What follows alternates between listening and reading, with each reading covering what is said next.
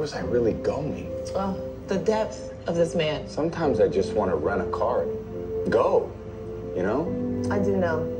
And I think I can help you with that. Really? Where you gonna go, Tom? Where you gonna go? Spin that wheel. Looks like you are going in an electric vehicle to Denver, baby. Let's go, Tom. They got mountains and, more mountains. Let's go.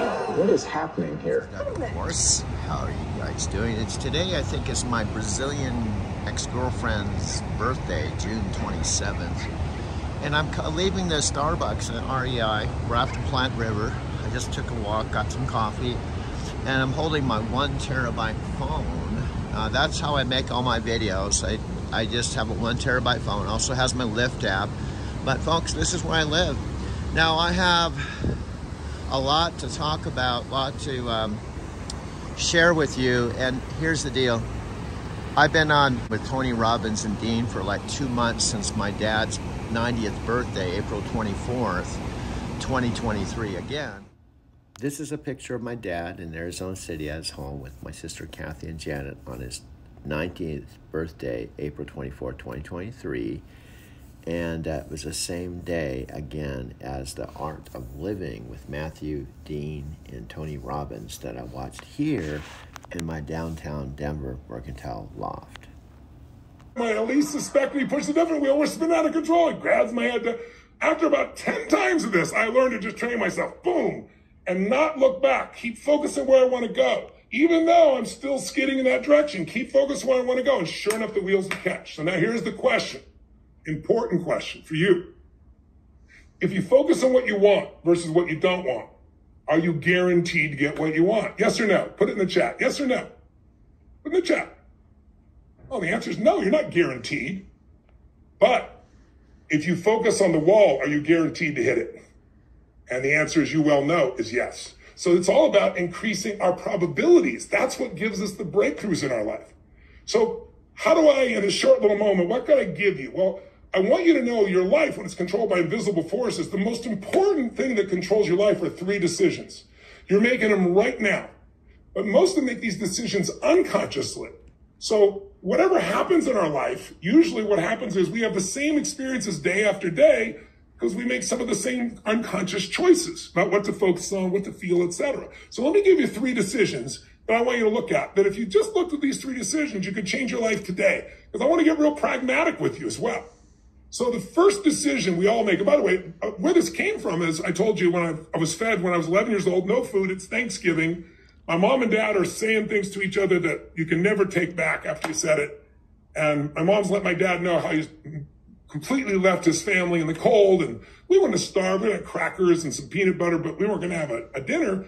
And this man arrives at the door. I answer the door, big guy, groceries, a pan on the ground of uncooked turkey, frozen turkey. Is your dad here?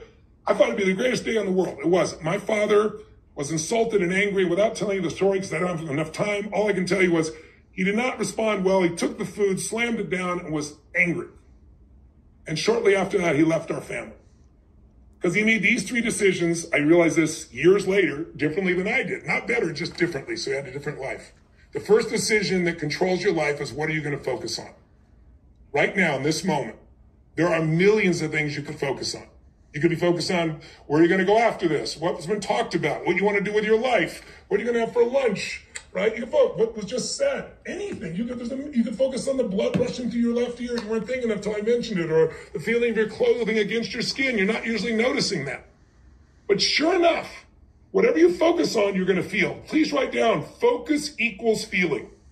It isn't true. If you have this thing like someone tells you, oh, this person's been talking behind your back, and you go, no, they're not. 2 or 3 people say, yes, they have. They've been talking behind your back, and then all of a sudden you're angry or you're sad or you feel hurt. And later on you find out they weren't talking behind your back. It was a misinterpretation. You feel like an idiot.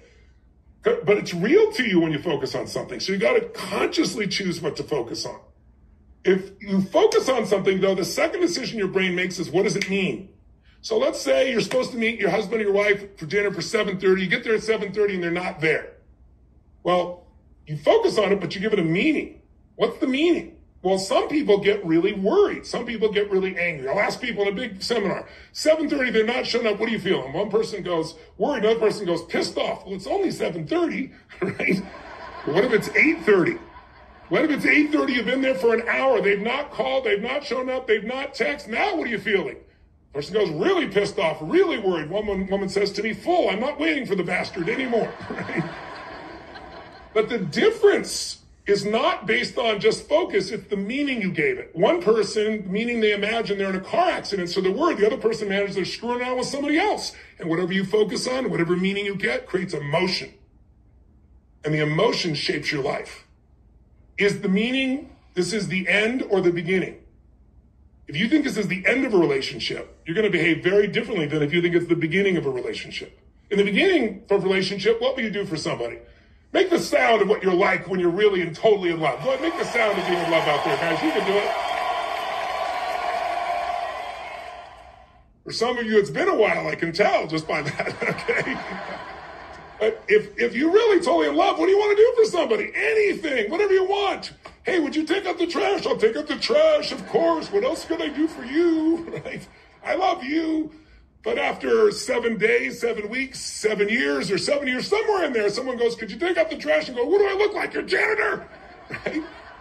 And some people go, I don't know what it was. We used to have so much passion. What happened? Well, you changed the meaning. I always tell people, if you don't want this to be the end of your relationship, treat it like the beginning of your relationship. Do what you did in the beginning and there won't be any. Legal Pete's. He knows exactly. This is the young lady. This is all the gang. Everyone here is cool, man. Yeah. I come here every day and they get to know me. Yeah. Yeah. Yeah. And they have chips and salsa. What's up, Tokyo? Tokyo, what's up? Say hi to Tokyo. What's up, Tokyo? I love it. No, seriously. Mac, do you mind? I've been in Tokyo 5 times. Just for a second. Thanks. We all got things. And then you compound it with the craziness the last couple of years. And so many people, I've been in the Facebook group, some people are lost, looking for that next level, looking for a path, looking for a plan.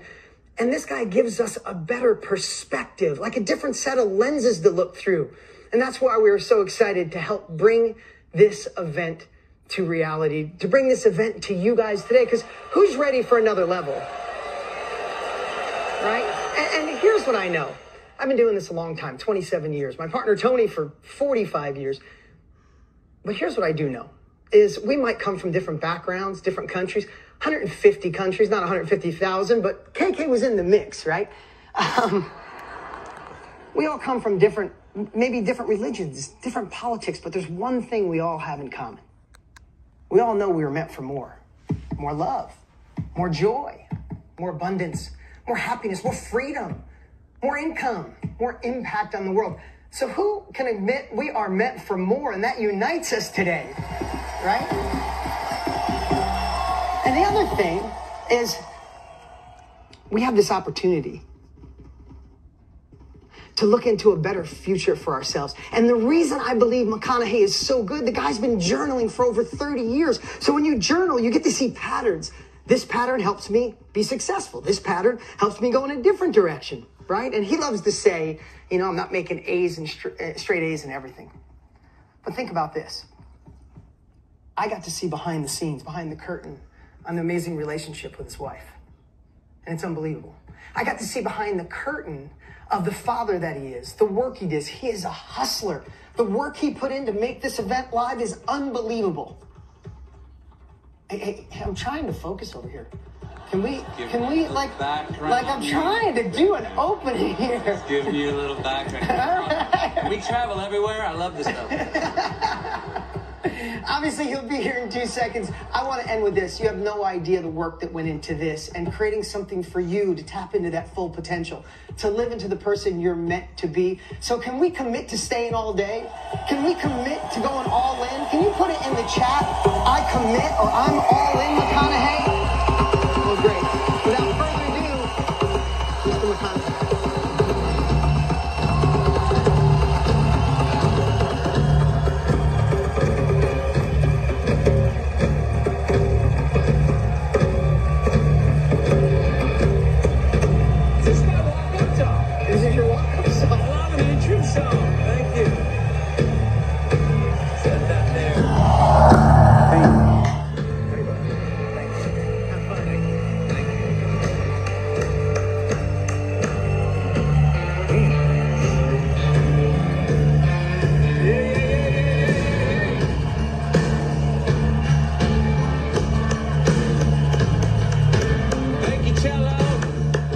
cello.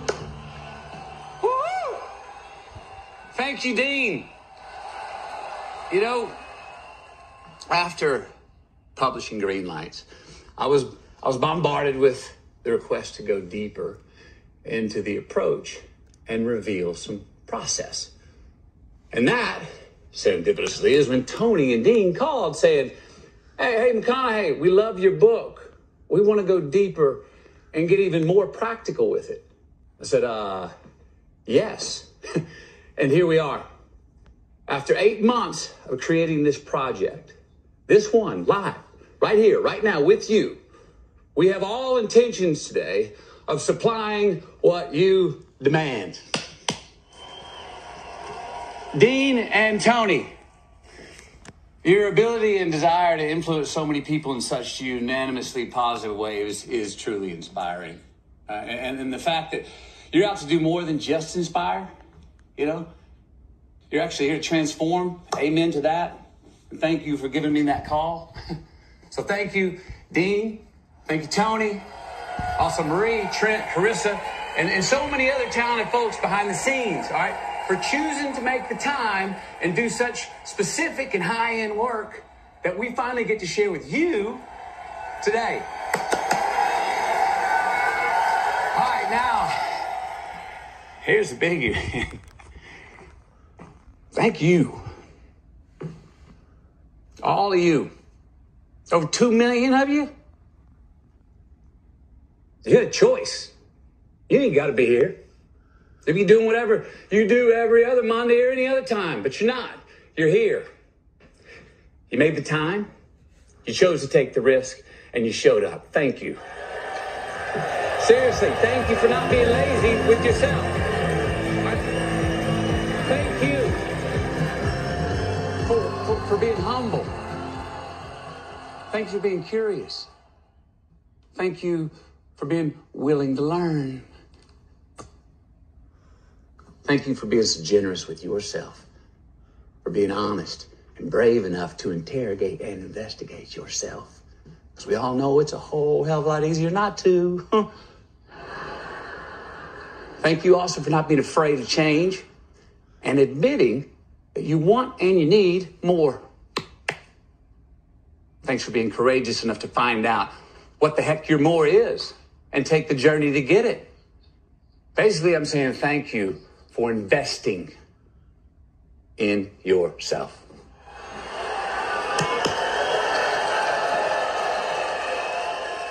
So, what am I doing here? What are you doing here? You, me, us, together right now. Now, I think we're all trying to figure out the riddle. You know, put some rhyme to the reason and answer the bigger existential question of what the hell are we doing here in this life that we're living? In this life that sometimes we feel like we're not living at all. And I get it. I get it, man. We live in such uncertain times. We are constantly searching for answers. Constantly searching for our sanity even. We're just looking for some solid ground to step on. It's damn hard to find. We're not quite sure how to move forward, much less where we'd be going when we do. Yes, the future, it's foggy. And it seems like on this highway called life, everybody's got their hazard lights on. We're asking the question, is this all there is? Is this just how it's got to be? We don't know who to trust. We don't know what to believe in. So what do? We find ourselves chasing every single fad that the world tells us we should chase. And none of them seem to get us where we want to go. No, they just have us going in circles, revolving, getting dizzy, instead of evolving. And you know what I'm sorry and congratulations at the same time fact of our situation is? No one's come to save us. That's the first thing we got to admit. No, that genie in a bottle is still just a genie. That lottery ticket probably ain't going to hit the jackpot. And those goals and dreams that we have ain't going to reach themselves on their own. And that's why right now is the time to adapt, to evolve, to take inventory. That's why right now is the time to renegotiate who we are, how we treat each other. That's why right now is the time to re-engineer how we can get to where we want and need to go. That's why right now is the time to restore what's worth keeping from our past and what's worth taking into our future. It is time to not just find solid ground. It's time to admit that the solid ground that we seek is also higher ground. A place where we can truly have more value, choice, balance, joy, love, health, security, freedom, divinity. Where we can get more out of our life, our relationships, our careers, ourselves. So let me answer that question that I asked earlier. How the hell did I get here today with you? And what's my goal? As I said, after my book Green Lights was published, and people asked me to dive deeper into the process, they asked me questions like, McConaughey, tell me more about that methodology to determine whether a light in my life is green, yellow, or red. I want to hear more on that. They asked me questions like, how do I know if I can trust a green light? How do I know if a green light is just a battery-powered flash in the pan or some timeless solar-powered green light that I can rely on leading me home? They asked me, how do I know what choice to make at the yellow lights in my life? When do I heed caution and slow down because I need to?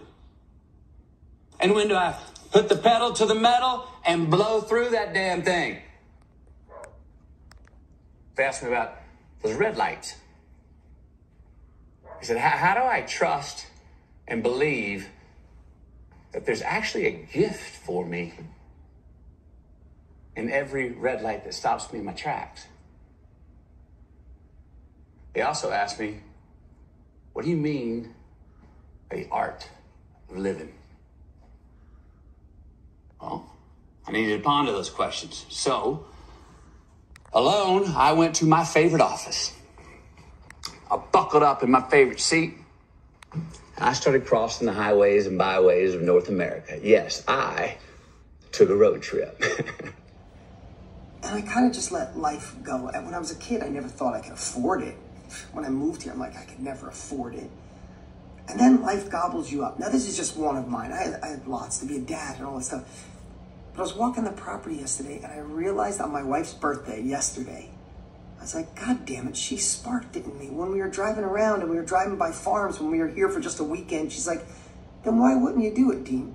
I was like, oh, you know, I'm busy, and then the kids and all my office is there. She goes, yeah, and why wouldn't you do it, Dean? You've been working, 20-hour days, 15-hour days for so many years. Why wouldn't you do it? And every once in a while, my wife would nudge me, and she'd find a way. And one day I just said, why wouldn't I do it? And we made this dream a reality. We're just getting done. The 2 houses got done. We're putting up a barn for horses and things like that. Now, I know I'm further ahead than some of you, and not as much as others. And I'm saying, and further ahead doesn't mean that. Look at me and all my money. I'm just saying, when I lived in this little town in a trailer park, and then my parents were married 9 times in this little town, and I moved in with my dad, and I went to school without lunch money, I remember having these dreams of being comfortable, to being who I wanted to be, because I watched my mom and dad be controlled by money, and I wanted to be in control of my life and my decisions. And then sometimes, luckily for me, you get in this grind and you go, you're just running away from the old. And sometimes we forget who we are. When I was a kid, I fished every day. There's ponds all over here.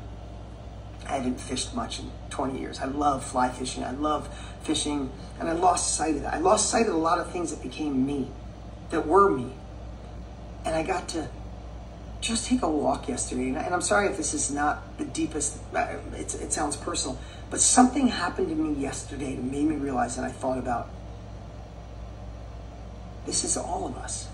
All of us had a dream, a desire, a thought, a hope that somehow got parked, somehow got put on the shelf. And almost our internal voice justifies and says, well, that was a dream when you were younger. Go, you know, to have a second house in the town you lived in, or buy your grandmother's house, or have a vacation house, or climb a mountain, or do something with your kids. Like, oh, that was just a dream. No, I'm going to encourage you today to wipe the dust off that old dream. Wipe the dust, blow the dust off it and go, no. Bullshit. We got one life to live. We got one experience on this earth. We don't know if we get a second chance. My dad's 87. He's doing great, but he had a stroke and he's has a bum leg and he's having a tough time getting around. He came here and he cried yesterday. He's like, I'm so proud of my son. This was your dream. I forgot it was my dream. He remembered it was my dream. But I'm going to be my dad's age in 32 years. I mean, it's like that, right? So if you're here today, I want to just disturb you a little. Isn't that pleasant for a Monday? I want to disturb you into remembering the dreams you once had. And why not collectively do whatever it takes to get after it?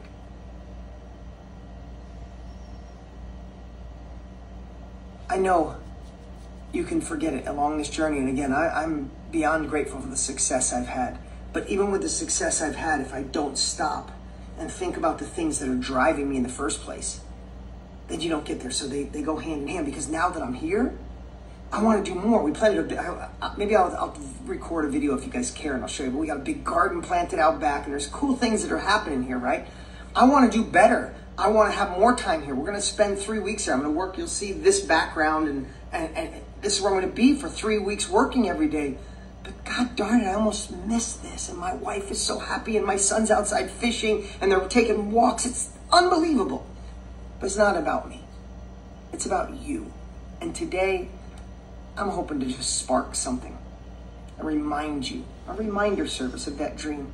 And whatever it takes, why don't you just decide to go in that direction today? It doesn't mean you can solve it today. We're not hitting lotto today. I'm not telling you you can get rich overnight for doing nothing today. But here's what I know. The next 5 years are going to go by anyway. Is that true? But it's true. The next 5 years are going to happen. What if we course correct it and go, no. I got one shot. I'm going deeper. Listen, of course, Tony and I want to help you become the best version of you. Matthew McConaughey, we want to help you become the best version of you. And then we want you to say, hey, why can't I do what Dean has done and McConaughey's done and other people, fastest growing industry in the world? Why can't I lean into and share what I've experienced? One last story. I have a dear friend in this town called Frank. He owns Frank's Deli. And it's like I walk in there, I've been there 22 years, and people are like, hey, Dean, it's hysterical, right? I was talking to Frank this morning. He's like, explain to me, I've been friends with him since I was 16. He was explaining to me really what you do, right? Small town, he knows, he's proud of me. And I said, Frank, you've been running the most successful deli in 5 counties here for 40 years? Yeah, he's a little longer. Okay, how many delis do you think are starting right now today? Because I see them starting all over.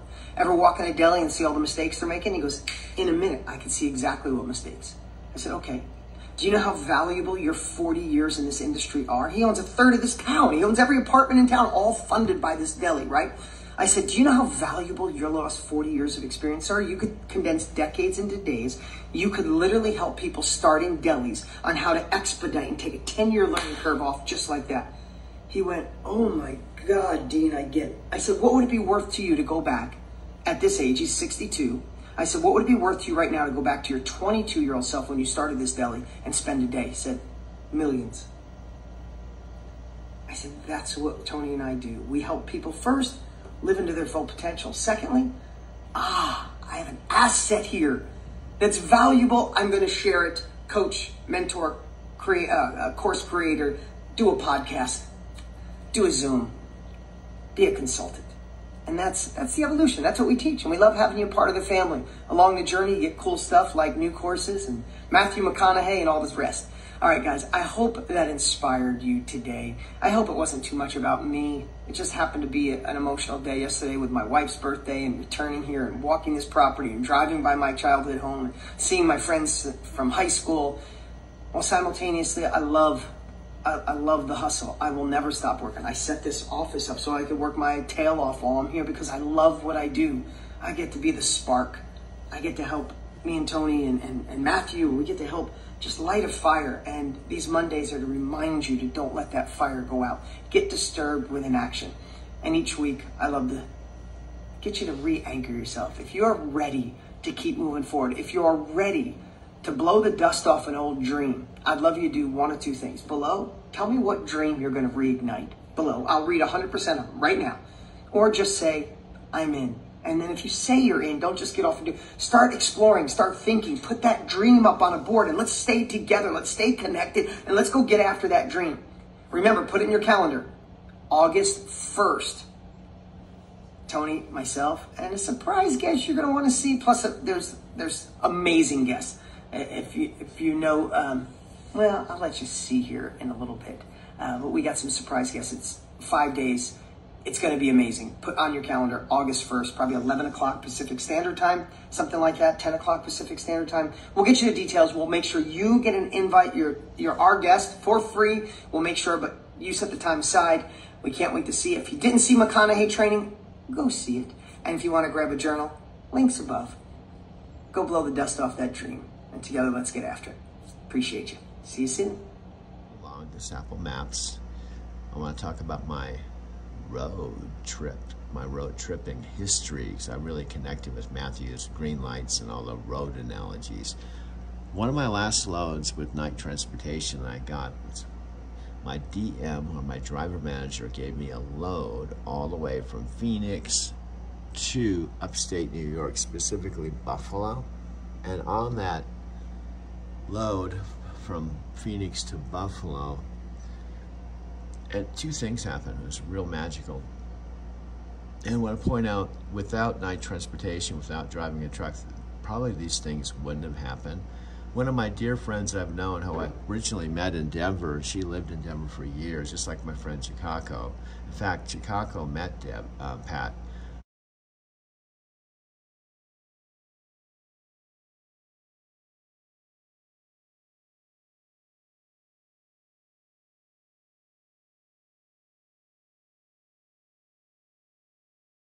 I have a friend named Pat Pendleton that moved from Denver to Buffalo years ago, and I haven't had a chance to see her. I talked on the phone, but because I got that load, I was able to meet her because I parked at a truck stop near a new house she and her boyfriend had bought on Lake Erie, and had a chance to hang out with him and see him on my 10-hour break. The other thing that happened that was really magical, this is really magical. This is definitely an Express Connections thing, okay? Here's St. Louis, it was on the way. So I ultimately went through St. Louis, Indianapolis, and went up into Buffalo. But I was on, in fact, let's zoom in to this area so I can explain this a little better. Check this out. This is a picture of Carol's sister when she was young, and this is a recent picture of her.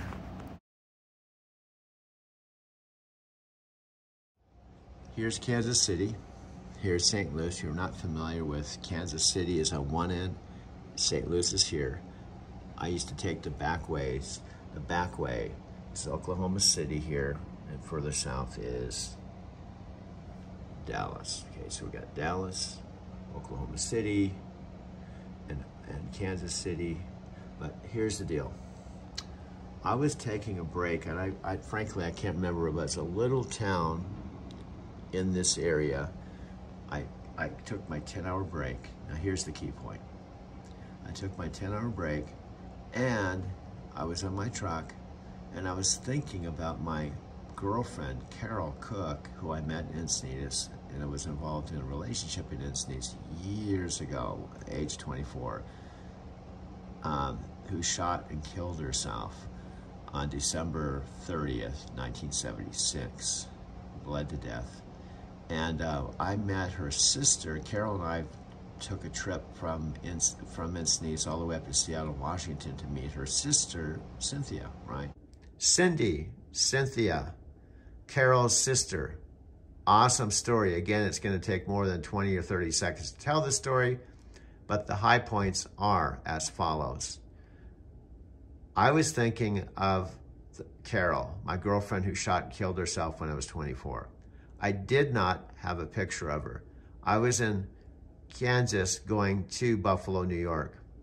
At the exact moment when I was thinking I want a picture of Carol, Cynthia, who I had not seen in over 40-something years, she's probably in her 70s here, sent me a Facebook request for friends. As soon as I accepted it, I got a long, heartfelt message from her telling me she'd been looking for me for over 40 years and thought she found me. So I'll go more into the story in another video, but this is a picture of us getting reunited just outside of St. Louis, and right near her home, St. Charles, Missouri. We got together for a whole day, and I got pictures of Carol, my girlfriend who shot and killed herself. And we spent 7 hours talking together, and this is a picture of her in my truck. Now, this is Carol, and this is Cynthia when she was younger, and this was taken, I believe, probably up in the Seattle area where Cynthia was living. Now, Carol was my girlfriend, and she shot and killed herself on December 30th, 1976, after an attempt trying to kill herself. She took an overdose of pills, but she would see me on a Tuesday, and she said to me, "I love you, but I may never see you again." And on Thursday, she shot and killed herself. And it was a really, really huge event in my life, a tragic event in my life when I was 24 years old in Encinitas, California. I'll talk more about that on another video. And I saw her sister, Cynthia, when she was married, and she lived in Seattle, Washington years ago, before Carol took her life. So I was thinking about her. I didn't have a picture, but I was trying to, because it had been like over 40 years, I was trying to imagine what she looked like, and I was thinking about her just, out of the blue. Right at that instant on my 10-hour break, when I was thinking about Carol, her sister, and I didn't know for sure if it was a sister at the time, her sister, Cynthia Cook, sent a friend request when I was thinking about Carol. And I looked at her profile, and she wasn't in Seattle. I thought maybe there was, could have been lots of Cindy or Cynthia Cooks, but I looked at her profile, and she was living in St. Charles, Missouri, which is right here in the St. Louis area, was on my route plan. In other words, it was where I was planning on taking my next 10-hour break. In fact, I was debating whether to take a 34-hour reset because I had enough time on the load to sit for 34 hours. And I was gonna stop in this area. This is St. Charles. So I accepted her friend request. As soon as I accepted Cynthia's friend request, I immediately got a heartfelt, long Facebook Messenger message that basically said, it's a note from Cynthia. She said, "I've been looking for you for 40 years, and I think I found you." She said that she had been thinking about me, that she's remarried, she lives in St. Charles, and I had such a strong impact on her when I came up to see her when I was with Carol, that she understood why Carol fell in love with me and what a wonderful person I was. And all these years she'd been trying to reconnect with me, and she couldn't find me. Now she thought she found me. She gave me her phone number and her email, so I called her, and we talked for a couple hours on the way. And I stopped at a Mr. Fuel, which is the truck stop I was thinking of stopping at, near St. Charles. So, the bottom line, Cynthia drove to that truck stop, and I took my 34-hour reset. She came. Now, she had been remarried, and her husband was cool with her coming and seeing her. Now, she was in her 70s, and when I saw her last, she was probably in her 30s. So I took a picture of her in the truck. She brought a bug box full of photos, including photos of Carol. That's why I have the photos I have. And we had a chance to talk about Carol's death and life, and we hung out for about 7 hours that day. And we reconnected, and we had not seen each other since I was, saw her in Seattle, Washington. So I've got a photo of that, and I've got photos of Carol, and it's because, what are the chances of me getting this load, stopping at the truck stop, happened to be going right through her area. I was already going to stop there, and then on top of it, after I saw Cynthia, I got to see my friend Pat and her boyfriend. So that was a real magical trip. Now, after I did that load, I dropped off the load in Buffalo, and I finished, and I saw Tim and Pat. My next load was from New Jersey all the way to Seattle, oddly enough, Seattle, Washington, where I originally saw Cynthia. So that was two back-to-back coast-to-coast loads. So let me show you a couple photos, and we'll move on, of Cynthia and Tim and Pat Pendleton and Tim in Buffalo, and then we're going to move on.